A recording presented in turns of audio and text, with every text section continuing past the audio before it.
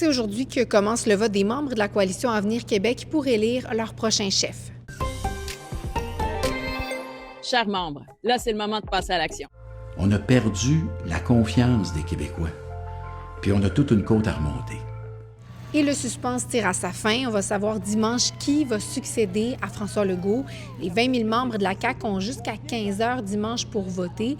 Et l'issue du scrutin va être dévoilée à l'occasion du congrès du parti à Drummondville. Et depuis hier, il y a plusieurs membres du caucus qui ont donné leur appui aux candidats. D'abord, ce matin, Christine Fréchette a reçu l'appui du ministre responsable de la capitale nationale, Jean-François Simard, et du président du caucus, Yves Montigny. Et hier, Bernard Drinville a obtenu l'appui de 3 nouveaux ministres, des noms bien connus, Simon-Jolin Barrette, Jonathan Julien et Sonia Bélanger.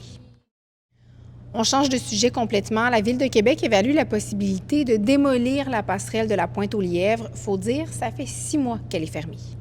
C'est le directeur du service de transport de la Ville qui a évoqué la démolition possible le mois dernier. Il faut savoir que cette passerelle-là, il n'y a personne qui veut en assumer la propriété et l'entretien.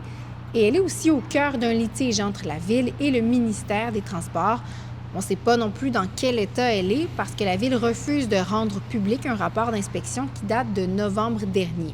Elle veut profiter des travaux du tramway dans le secteur pour aménager une traverse piétonnière à l'intersection de la rue de la Croix-Rouge et de l'autoroute Laurentienne. On termine là-dessus. L'Engrenage Saint-Roch a fait paraître en librairie un livre qui a pour mission d'expliquer l'itinérance aux enfants.